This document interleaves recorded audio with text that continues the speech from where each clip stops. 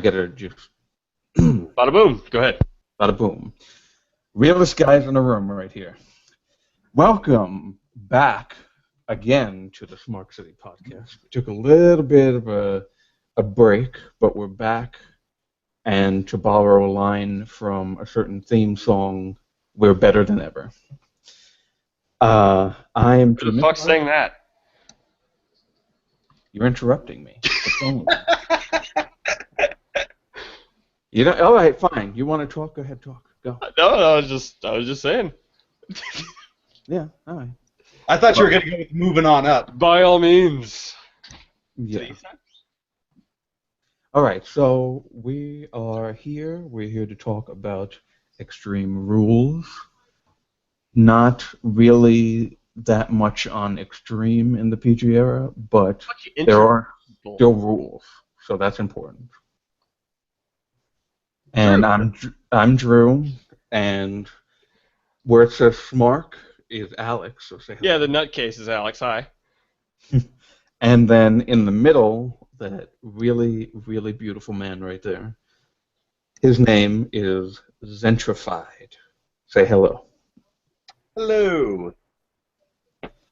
So, how's it going, guys? Hooray. Doing really well. So, we have... You know what? You take it away, Mr. Smark. You want me to take it away? Okay, I can do that. So anyway, we're here to talk about the Extreme Rules card. Tell us, or make some quick predictions, thoughts, and other miscellaneous commentary on each of the matches. We got a little list of the stuff here. We're going to try to go over what we expect from each match and where we think WWE ought to go with each of the characters and, you know, all that shit. So, the first match on the card, which is probably a pre-show match, is the Baron Corbin versus Dolph Ziggler no DQ match. This thing's been basically just scraping the barrel in terms of time with WWE recently. Last pay-per-view, it was on the pre-show, and Dolph Ziggler stole a roll-up victory, I believe.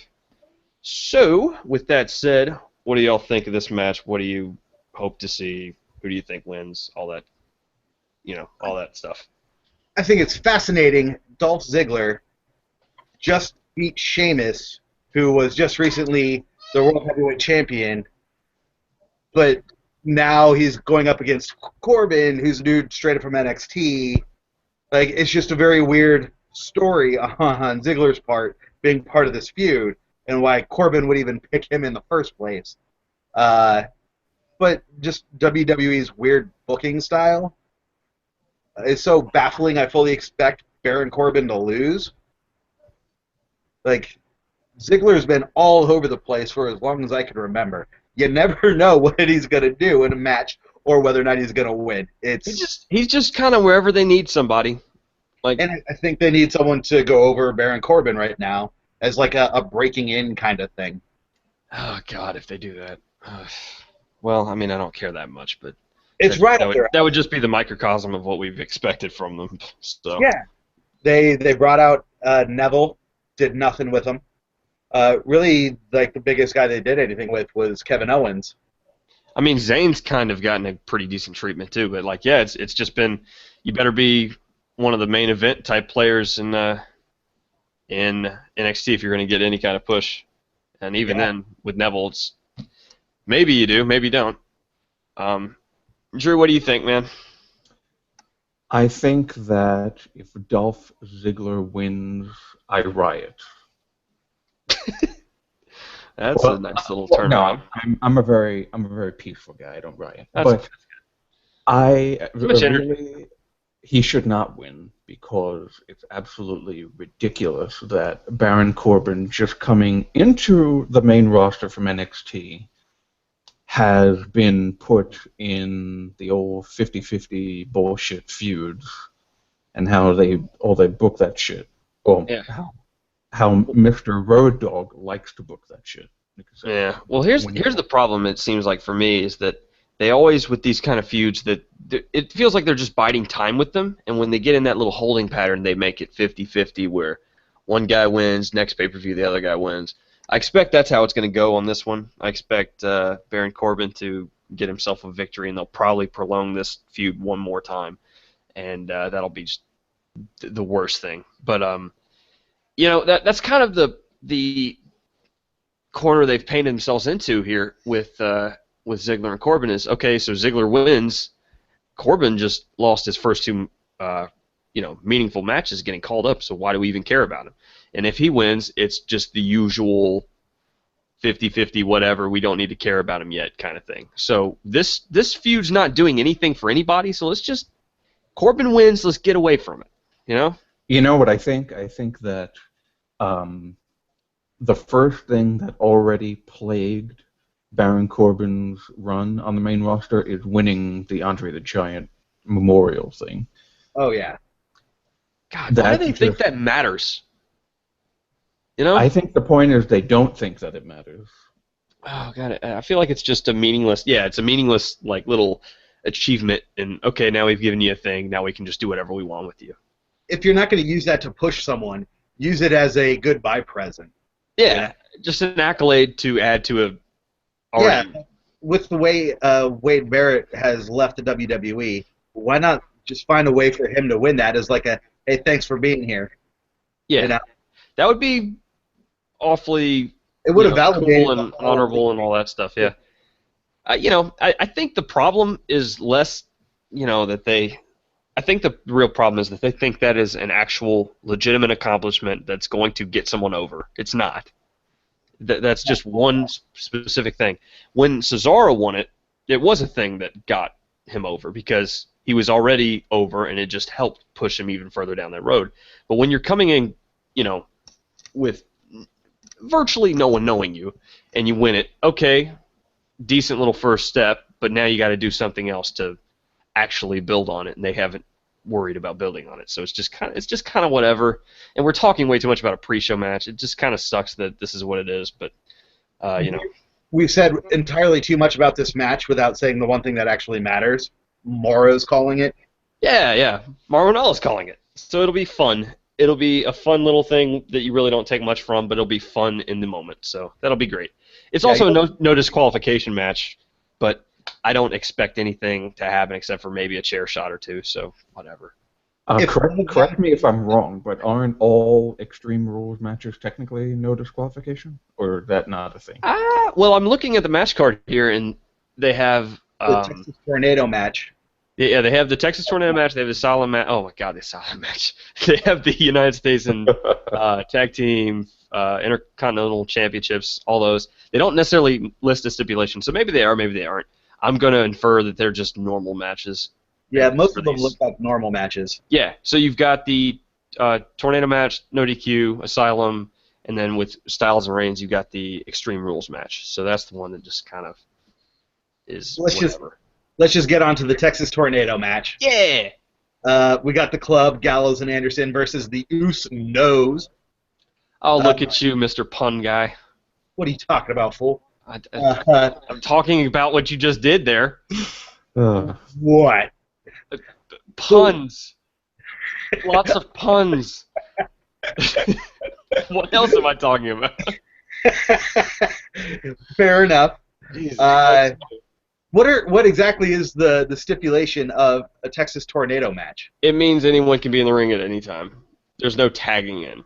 Oh, that's how. So basically, that's like any tag team. Yeah, so okay. it's essentially, but now it's literally okay. So it's really great for like Bullet Club in general, just massive chaos. That's great. That's what they're about.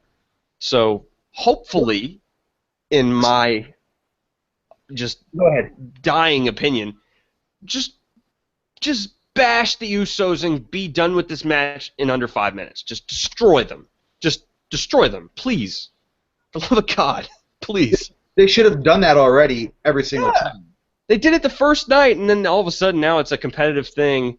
And I guess it's competitive because Reigns has gotten involved. But I feel like with Anderson and Gallows, it needs to be, if they're on their own without AJ, they're just destructive. You know, they're causing chaos. They're destroying everything. I think when they're trying to go to AJ and they're trying to get him involved, that's when they start getting in trouble. You know, because he's not fully invested yet. He's starting to get there, but he's not fully into it. he's loyal to them, but his heart's not into what they want. Right, exactly. And that may be too deep for what WWE is trying to do here, but they should be Gallows and Anderson alone. They should be very dominant. They should be very physical and violent and dirty. And the only time you really see them showing much ass is when they're trying to get Styles in on it. Yeah. And I'm even fine with Roman Reigns like beating both of them up in certain situations. Sure, totally. Because Roman's been built to that level, and these guys are just supposed to be like the top heel tag team. They're just supposed to wreck shit. That's what they're supposed to do. But that's the thing is you gotta set them up that way before it makes it impressive when Roman can take them both on and come out even. And they jumped the gun on that already. Mm-hmm. But I will give the Usos credit for being entertaining wrestlers. They're fantastic wrestlers. They're just not Well, my problem with them is commentary and the face makeup crap. My problem is the Oos thing. I got over that in like 2012. Yes. the Uso chant just bothers me. Using Uso as a word for everything. Hey, Oos, give me the Oos. Right? Well, I think Oos means something in Samoan. I should check that out. I think it means family or something like that, I heard. Then why don't they call the Ooses instead of the bloodline? Because bloodline sounds cooler. The bloodline. No, it doesn't. They're not family. Uso is the Samoan word for brother, and Oos is its shortened version. So there you go. So Oos is like brother, but as a one-syllable word.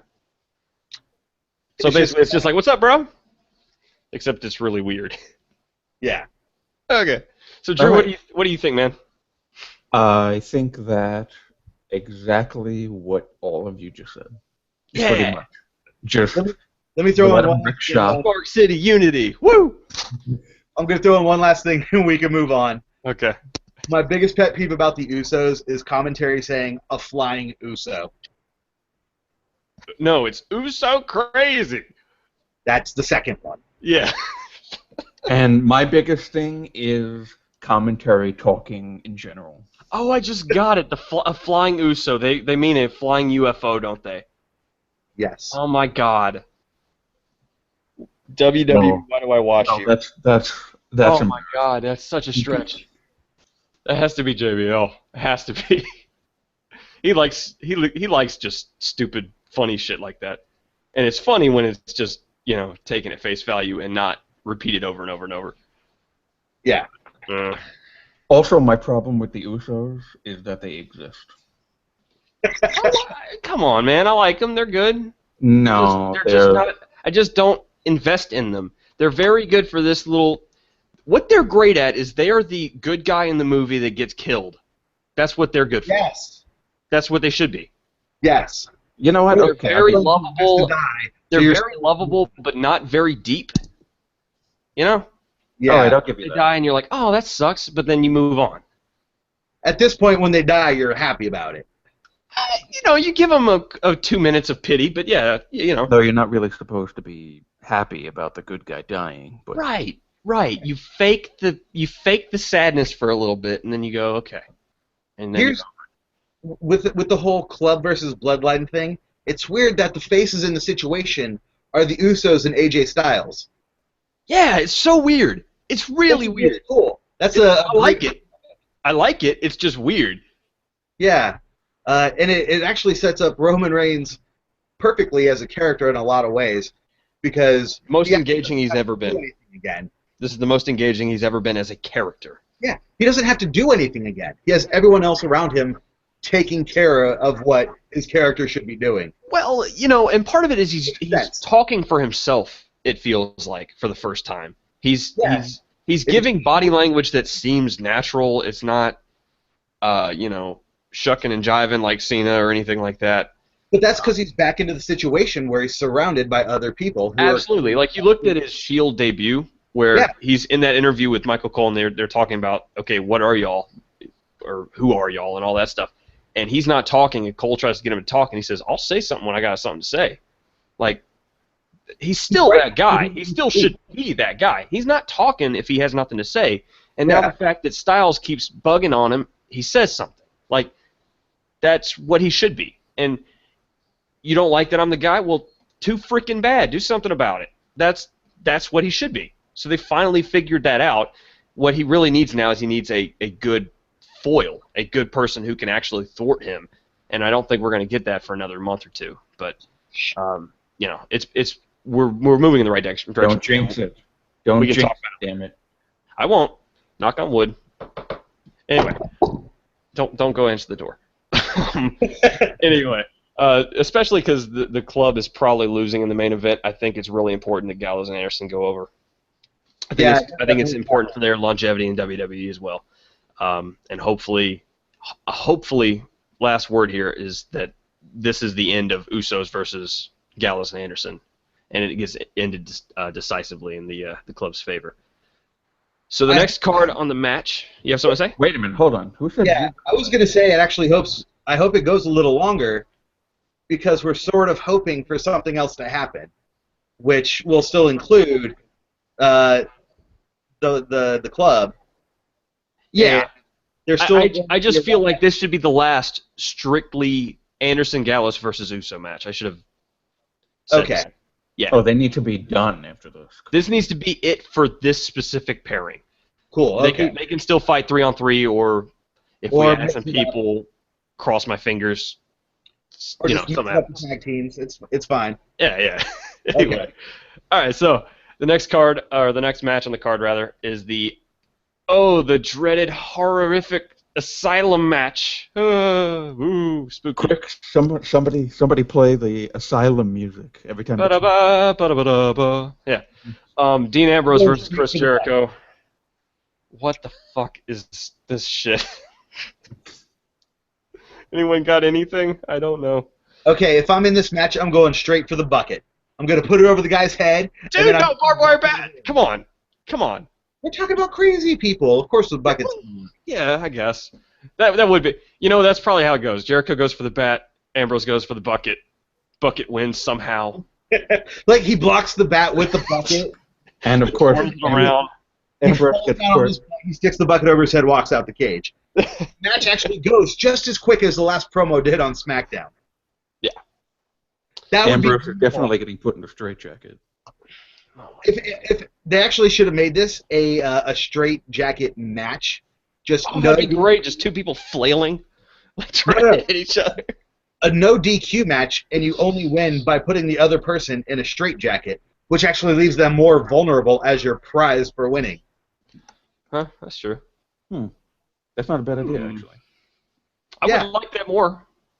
I would definitely like that more. Well, they're actually fighting to prevent a worse beatdown later. Like, that's...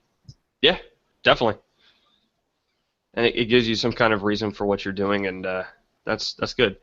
Would have suited the story, too, because it's been all about jackets. Yeah, totally. Well, and plants, but, you know. Mitch deserved it. Poor Mitch. Yeah. I mean, it's just hogging all the water and all that shit. The other issue I have with this match is just the way they crafted it. Like, okay, you want to have an Asylum match and you want it to be an Ambrose thing, and that, like, I get it. That's a pretty decent idea, and it can be cool and whatever. I just don't understand why it's the cage with all the weapons up top. You know, it's just weird. Like, they should just be in the ring or attached to the inside of the cage. Or, like, hanging from the top of the cage, like, hanging down from it, and you just have to snatch them off or something. Like, yeah. Like, the only reason to have those up there is to use them against someone else who's up there with you, because you're trying to get over the side. But but going over the side does not win you the match in this case, if you didn't know about that. No. I think it's actually just pinfall or submission. I think that's probably going to get changed. Which is weird. The lock box got changed. Yeah, totally. Yeah. God, what is happening? This match is just weird, so let's just talk about who should win and all that stuff, because I don't know what to even say at this point. Who should win is Dean Ambrose. Who's going to win is Chris Jericho. Just like last month. What the? No, Oh, like probably would. Probably when, would. when did AJ Styles lose to Jericho? Was that Mania? Yeah. Yeah. Mania. Yeah, that was a shit decision too. So Jericho's gonna win here. So this is the excerpt from WWE.com on what the Asylum match is. It says the bout is in essence a steel cage match, but with various weapons suspended above the structure that encases the dueling superstars. The escape the cage stipulation is also off the table. The only way to win an Asylum match is to pin the opponent or make him submit. So yeah. So it's basically a Wow. hell match. Why? Yeah, pretty much, except for no top cell. It's just a cage instead of the cell, which is I don't know, man. I don't know. I hope Ambrose wins. I want these two to get away from each other. It kind of sucks because they had something once upon a time when they kind of sparked. It was like a year ago or something. And back when Jericho was the third guy with Roman and Jericho. yeah, and there was like an actual beef there, and now it's just about you broke my jacket. Well, you killed my plant. Let's put each other in straitjackets and hit each other with buckets. Like it went a little too campy for me. Yeah. It's just like I don't know. I really respect the two performers. This is going to be a very fun match, I'm sure. It's just not going to be something that like. Really Yeah, I'm not even thinking it's going to be that fun, to be honest with you. I think it will be. I think it'll be. I think if on a very flat base, just don't think, just watch the match. It'll be fun. But then you'll be like, I ruined it for myself. One thing I like about this feud is Jericho just being full blown douchebag. I'm saying whatever I want to say heel.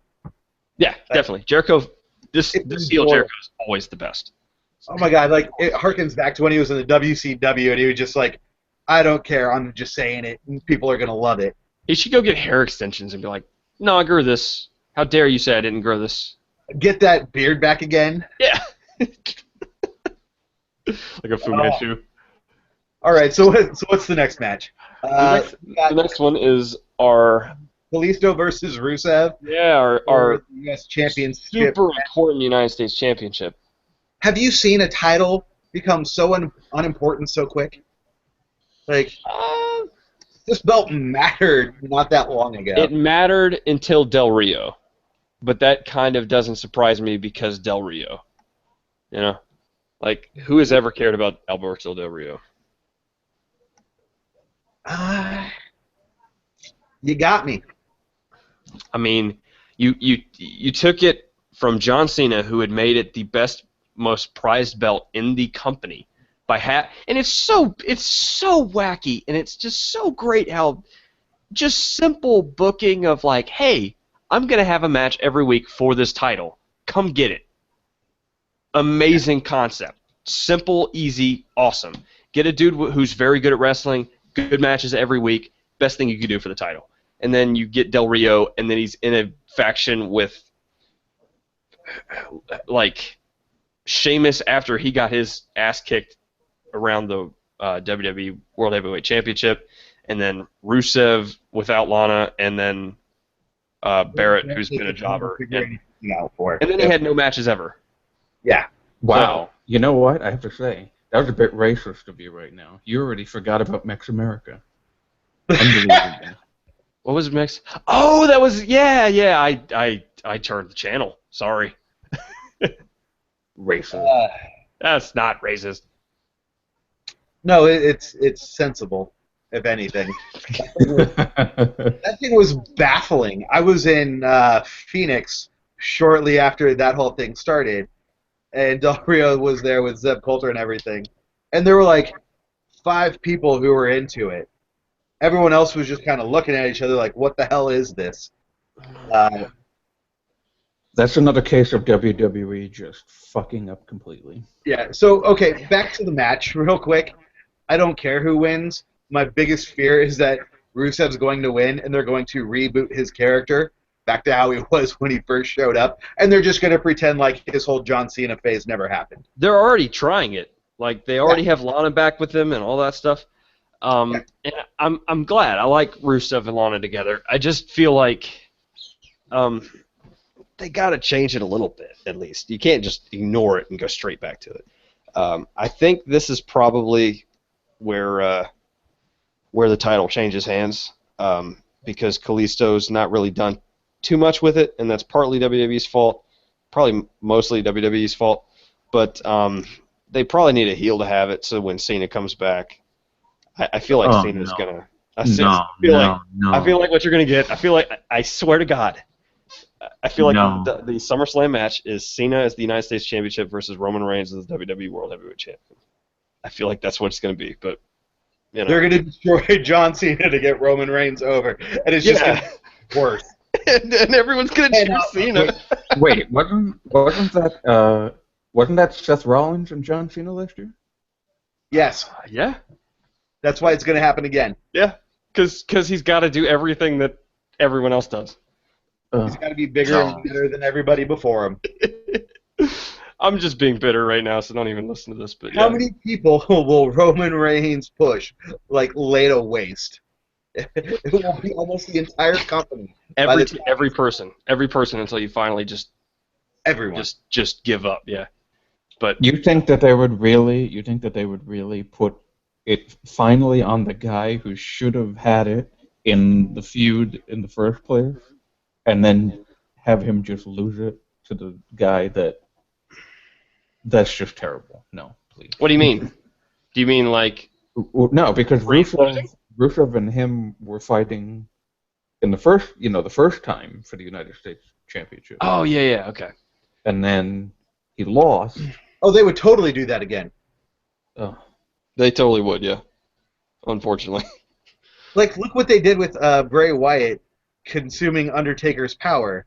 They did it 2 years in a row. God. Jump 2 years in a row. Yeah. This is what WWE does. I don't think they do it intentionally. I just don't think they, and by they I mean the one or two people who have creative power. I don't think they think about last year, and I don't think they think the crowd thinks about last year. But they think that the crowd doesn't think about last year. Yeah, they're wrong, or they're mainly wrong, or at least they're wrong about us. So who do we have winning? Like Rusev. I said, yeah, I think Rusev. I think what you're going to see for this card, just in general, is a lot of lower card heels win, upper card. I guess face. No, I'll just talk about it when we get there. Anyway, I don't even know if you call Reigns a face, but whatever. I think we'll talk about it later. Anyway. So we got the New Day versus the Vaudevillians for the WWE Tag Team Championship. I didn't think the Vaudevillians, but I cannot say. Gather round, everyone, and come witness the debonair devastation of such sophistic. I don't even know the rest of it. Damn it. I tried, guys. I think that's okay that you don't know the rest of it. It in English. Simon Gotch, the Vaudevillains. No, please. Anyway. I'm learning something new about you today. You actually know that? Yeah. Why? He's an NXT guy. Because I'm the NXT guy, yo. Yeah, but that's crappy NXT. I like the Vaudevillains. I like them. They've done fun stuff on NXT. They got to the main roster, and they've just been kind of meh, but they've been okay. I thought they've been all right. I didn't think for a second they'd actually work on the main roster, and they're working much better than I thought they ever would. Yeah, totally. Credit to the New Day on that. Yeah. And like being willing to go black and white and do the time machine stuff. Totally. Even though it was really bad, but they made it work. Yeah, and like one of the fortunate incidents in this whole thing is Enzo Amore getting hurt, which allowed Big Cass to wrestle with the New Day to help further the story with the New Day, the Realist guys, and then Team 3D and the Vaudevillains. Like how all of that kind of wound up falling into place was actually really, really cool, because it actually leaves the Realist guys as the next team to come up, and everyone's going to be dying for them to basically reappear. Mm-hmm. So I'm hoping for the Vaudevillains to win this one, because they do need that legitimacy, and the New Day sort of needs to be challenged story-wise. Yeah. Drew, what do you think, man? I kind of feel like New Day is going to win again, but then they're going to do, you know, they like doing that next day, you know, Raw after the pay-per-view type of a swerve where they could do a rematch. Mhm. I'm not thinking that the Vaudevillians are going to win because I don't know what WWE really sees in them to have them as the champions. I mean, they're. I guess in my perspective, I'm biased in the sense that I'm not really an NXT person, so I never saw all the stuff that you guys saw. So that's why you like them so much. You didn't see the But Blue Pants era in the Vaudevillains. That was great. I never watched no. them in NXT. Oh god, man, the Blue Pants shit was the best. Like I, Having Big Cass sing her theme music. I'd seen a couple of their matches, but I never actually watched them. Yeah. Um, but I definitely like how they have that old school style, and they just run with it everywhere. The Hmm. old school, I don't mind the old school style gimmick thing that they're doing. Yeah. That actually I think is the best thing. Well, it's just But cartoon villains. the That's the music issue. garbage. The music is absolute garbage. They've had like 3 music changes. They had one that was really good. It was it was when they were baby faces, I think. I'll have to find it for you, but it was really easy to clap along to. It sounded almost like carnival music. It was really fun. Um, the big problem for me with them is just that like you could run with them as champions. I feel like you could do it, but you would need them to be able to talk and to be very, very heelish, and they would need to be able to evolve from what they're doing now pretty quickly and start doing some new stuff. Where you keep the old school flavor, but you change it a little bit. Um, I don't think they want to put that time in. I think the very obvious answer for this match is the New Day wins. I think it sends the Vaudevillains back after Enzo and Cass for redemption, and I think it brings in the team that should end up taking the titles off New Day, which would be Anderson and Gallows. So I'd rather see Anderson and Gallows versus New Day than Anderson and Gallows versus Vaudevillains, for sure. definitely, and you could just say that about any team versus the Vaudevillains or versus the New Day. Like it just you'd rather see them against New Day because there's more there. And I think the Vaudevillains, like I said, you could definitely do it. You just need to get some depth pretty quickly to what you're doing beyond just we're old school and we have black and white and all that stuff. That's the problem with all these or the lower card acts that WWE has brought in recently over the past couple of years. Fandango, Tyler Breeze, The Ascension. Apollo Crews. I mean, Apollo Crews, I feel like they think is a mid carder, but they're still just not doing anything with him. Um, Real Seems like they already Bo, gave up. Bo Dallas, like everyone. They just don't give them any character depth, so there's really no reason to care about them. And it's the same situation that's been with each of these guys. You could care about the Vaudevillains if they did something with them, but they're probably not going to. if they just did the natural progression for those guys to steampunk as a gimmick, it Oh, would that'd be be perfect. great. They would Oh, that'd be be great. And then Becky perfect Lynch could off help with with them. Becky Lynch too. Yeah, that'd be awesome. That'd be great. Because I was that's what I was like staring off in the distance. Like, what the hell could you do with those guys that gets them from that 1800s, early 1900s wrestling gimmickry to something that's actually current? And steampunk is perfect because it's got the updated taste to the Industrial Revolution, which they still Definitely. embody that old school wrestling style. They just have to get a little dirty with it. Yep. I think there's also a lot of good with their chivalry antics they had as baby faces. Like they're very manly men who are, holding doors open for women and all that kind of stuff. Yeah, when being a Which man without is being a funny gentleman. and humorous. Yeah, so they can do something with that.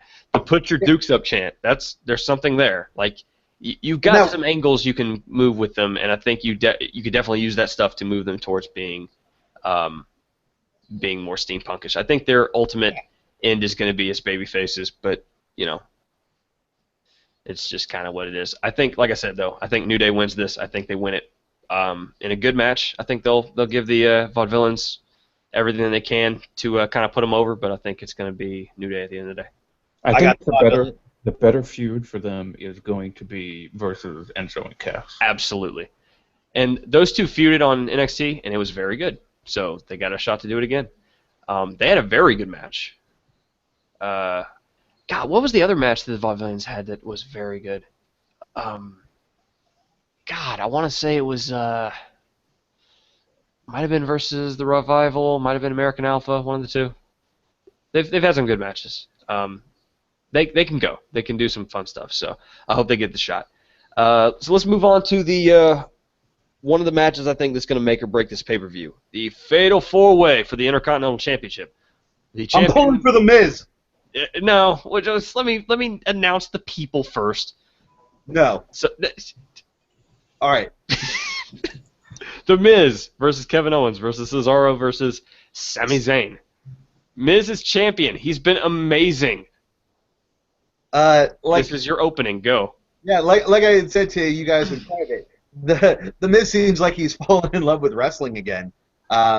He's definitely reinvigorated having his wife out there, and everything this guy has done since he's had the belt put on him has just been perfect for what you would expect out of a mid-card heel who's just kind of your gatekeeper. And he's done nothing but elevate absolutely everybody in the story, and he even gave a little extra spotlight to Zack Ryder, who I was disappointed to see lose the belt, but considering how Miz has handled it afterwards, awesome. Yeah, he's been. I said the same thing in private to you, where just the fact that the Miz is up against three of the guys that are widely considered some of the best wrestlers in the world right now.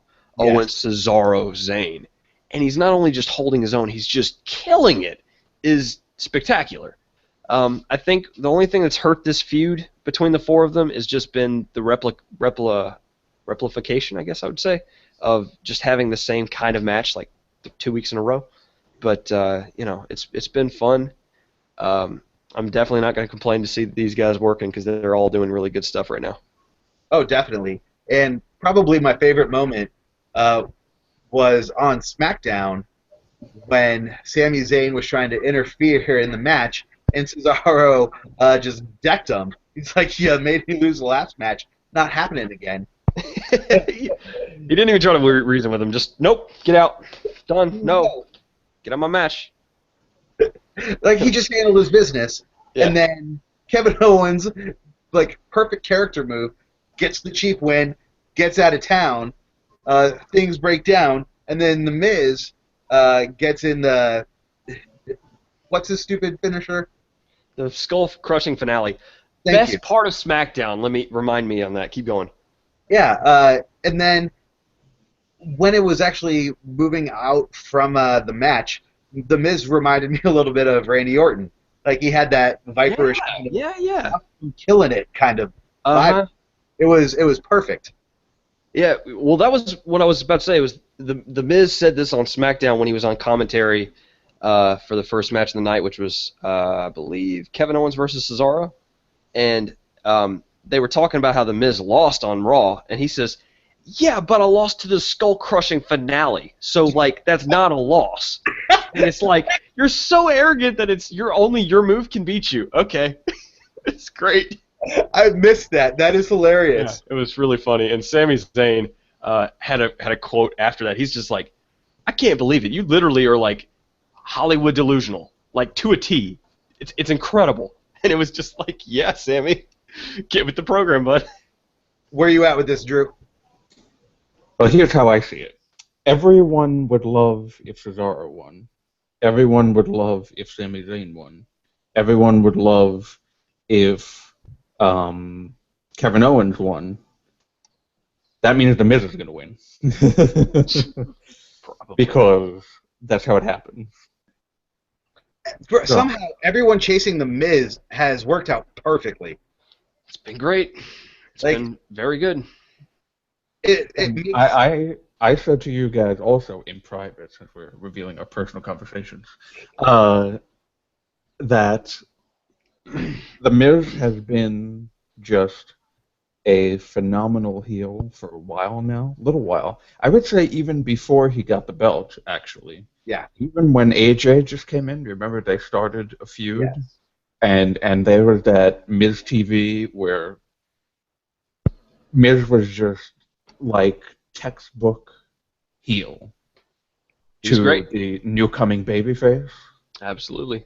and was ever since I would argue ever since the Royal Rumble, Miz had been killing it, really stepping I up would his not game. argue with that one bit. I think, from my perspective, there's two people I think could win this match and two people that I don't think could win it.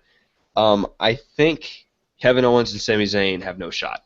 I think what's going to end up is one of them are going to screw the other, and they're just going to keep this just embittered rivalry going up till SummerSlam, pardon, where they face it off. I think you've seen it clearly. What's happened was Miz and Cesaro kind of had a thing going, and Owens and Zayn had a thing kind of going, and it's kind of meshed together. I think what's going to come out of it is the two feuds that we already had seen, were Miz and Cesaro and Owens and Zayn. So I think Miz and Cesaro have the shot at winning the belt. They're going to keep feuding with it because they need it more than Owens and Zayn do. With that said, I think I'm going to go with Cesaro. I think he wins it. Miz gets pissed off, tries to win it back, probably does win it back, but I think Cesaro for this pay-per-view. It would be nice to see some gold around his waist finally. Mm-hmm. My heart is just set on the Miz because it leaves plenty of space for Cesaro to still chase that title and take Definitely. it, so that whoever comes out the other end of Owens and Zayn can feud with him afterwards. Yep. And you want to give Cesaro a nice long run if you're going to do it. The last thing I want to see is the Miz re-challenge him and then get the belt back for any duration. I want the Miz to drop it to Cesaro for a duration. Yeah, I think that's very true. You may have convinced me. I'll have to think about it before we do our predictions in writing. Well, you know what? In that case, I would actually have Miz retain in Extreme Rules, and then, like you were saying, Alex, about Kevin and Sammy just moving into their own feud, I think that Miz and Cesaro could have a little bit of a feud for a little bit. Mm-hmm. Maybe get Ambrose or Jericho involved once they're done with their match. Very, and then very well could. Mm-hmm. Cesaro, I think it would be great for Cesaro to get the win at SummerSlam. That would be good, and that would be a very good, coronation for him. Hopefully Cesaro can get a decent run at some point with that belt too, where he's holding it for 5-6 months. But it's going to be about the right time. I think it may be nice because he's just come back, so it could be the right time, but it's not obviously the right time. I think I'm going to go with Cesaro just for posterity's sake because I think it would work out just fine in the end, and I think they feel like, Miz can work with anybody and do whatever, and Cesaro's more the guy they need a babyface champion somewhere, So I think that may be him. But anything else to add on this? Nope. No, like I said, I think this is going to be one of the matches that they need this to be a great match, and they need to have a great finish for this pay-per-view to be perceived as being very good. So, yeah. That leaves us with the two top titles in the company, I guess, if you want to call them that. The WWE Women's Championship in a submission match between Charlotte and Natalya.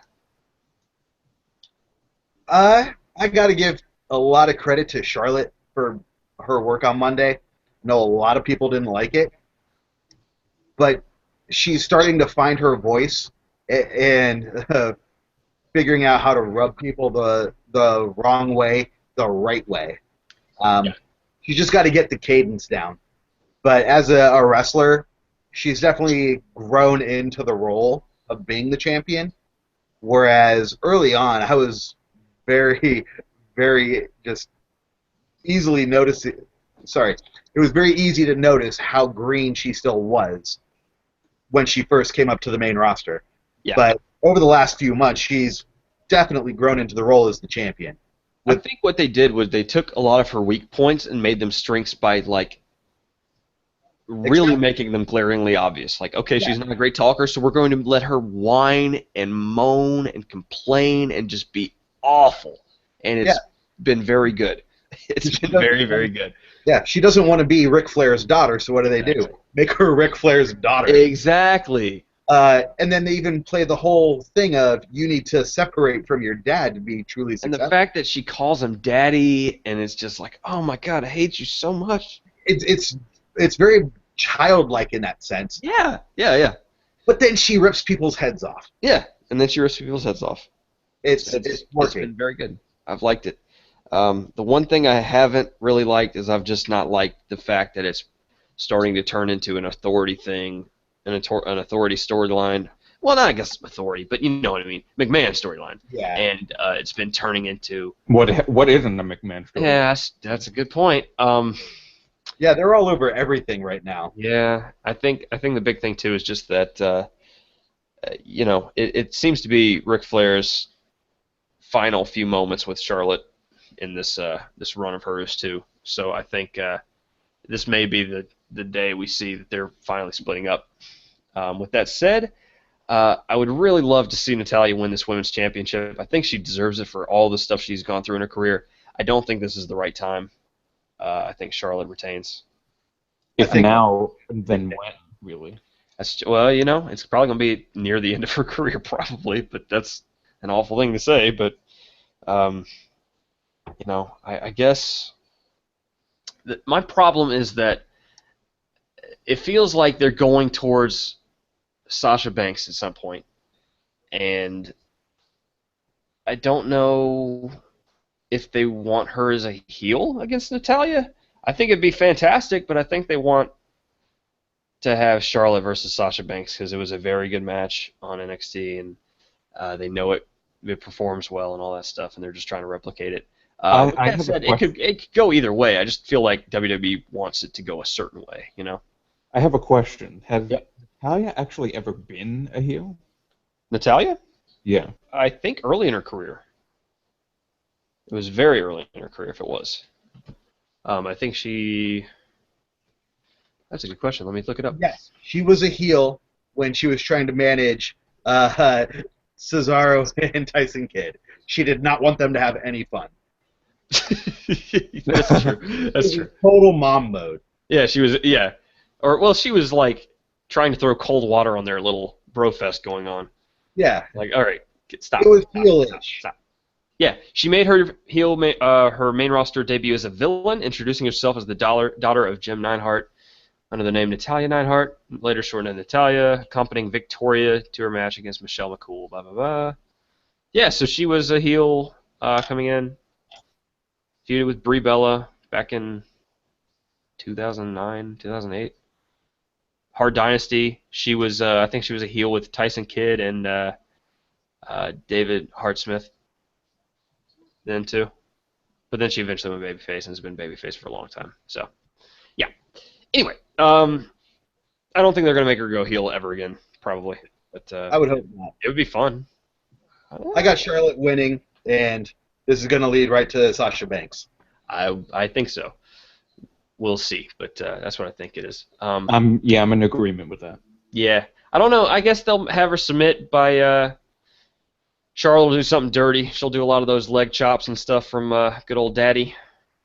Soften it up. Right.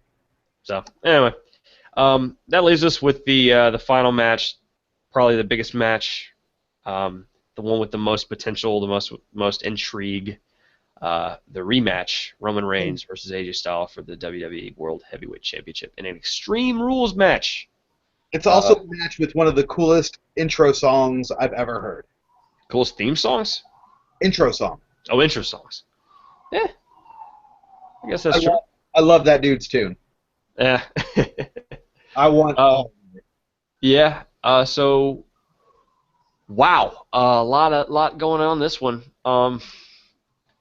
In the build-up, it's all been about AJ Styles being willing to go to the extreme to try to topple Roman Reigns. He was non-committal at first, reluctant at best, and then he finally has gotten to the point in the last week or so where he's willing to go the extra mile.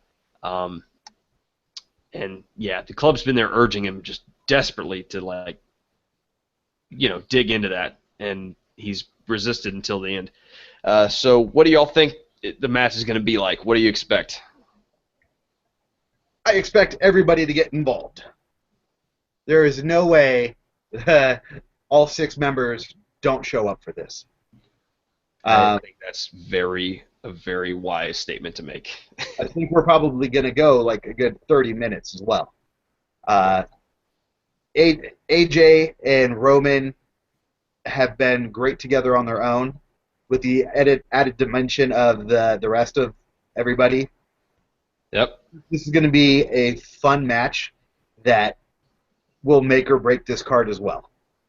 This one and the Fatal 4 are the 2 make or breaks. That's my opinion as well. I think in a lesser extent, Anderson Gallows versus Usos goes on that too. I think every other match can kind of end up whatever way, but those 2 to 3 matches are the ones that are going to make us really care about this pay-per-view.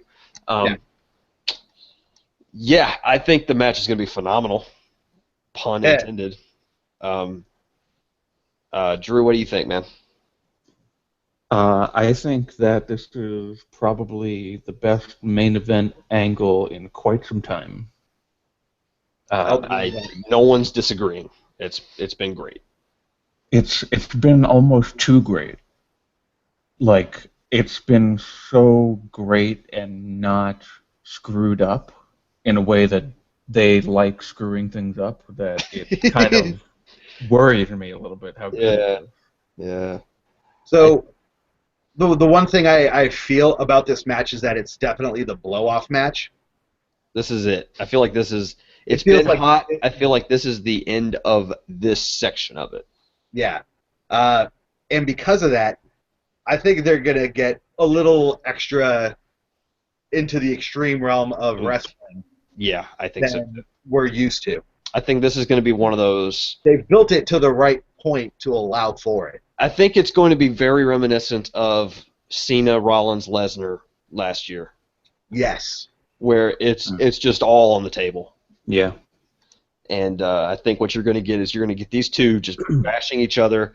You're going to see the club, and you're going to see the Usos get involved. And if the Usos have not been carted out of the arena, hopefully by then, you're going to see just massive chaos, big spots, tables, everything. And hopefully, I'm not even going to mention it, but hopefully we get a surprise. Okay. Hint, wink, wink, nudge. Here's what I hope the surprise is.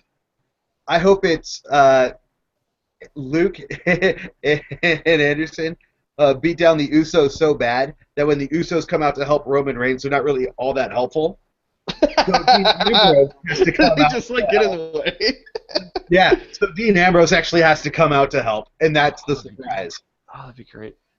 That's not the one I want, but I'm not even going to mention it because every time I've mentioned it, it's not happened. So anyone who's in on the know, disappointing would that actually be what I'm talking about. So I'll mention it then. Finn Balor's not showing up. Shut the fuck up, Drew. I hate your life. God damn it.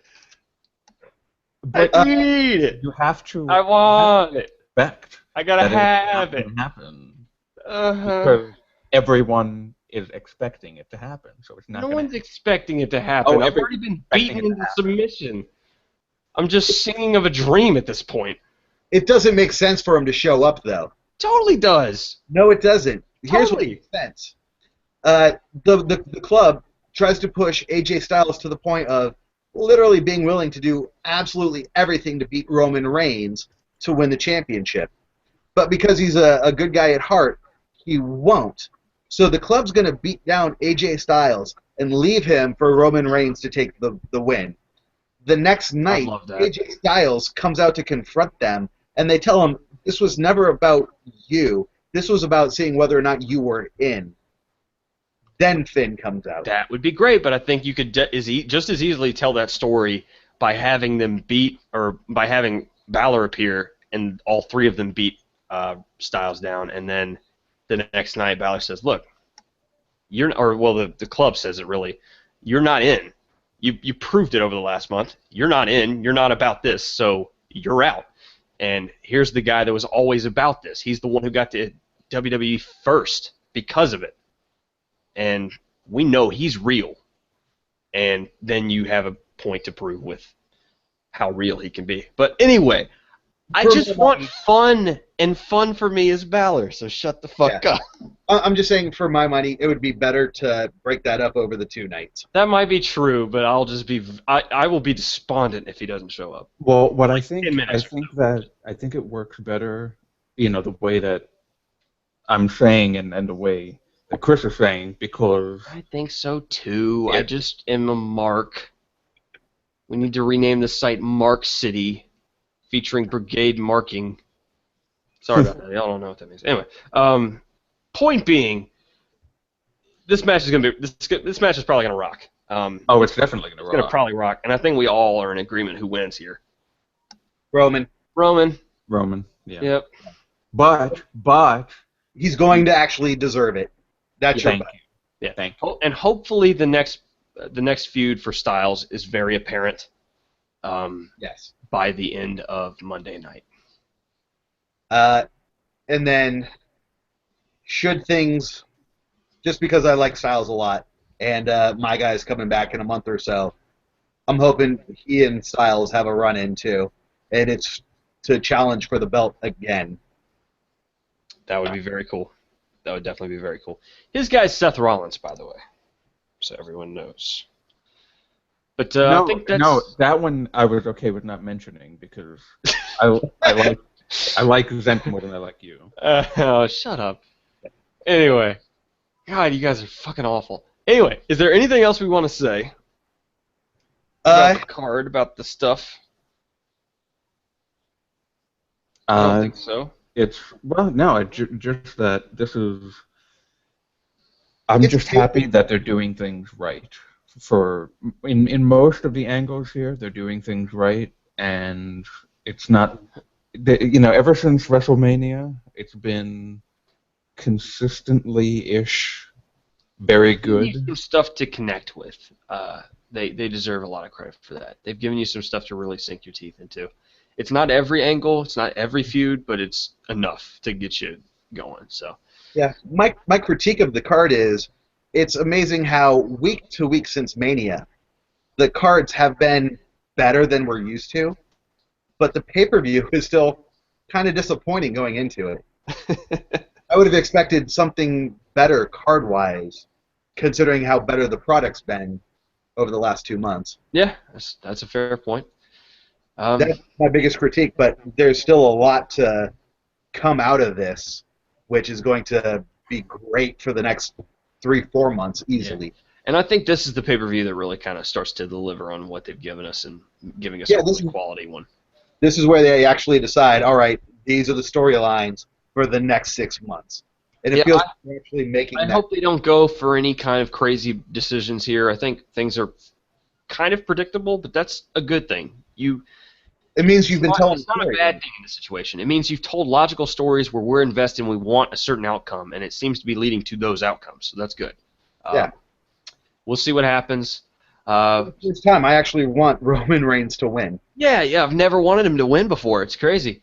Anyway, that's Smark City for y'all. This is the first podcast we've done in a while. We're planning to do these for every pay-per-view. We'll try to do some reactions after the pay-per-views as well. And if there's some demand for it, we'll look into doing some more as we go along.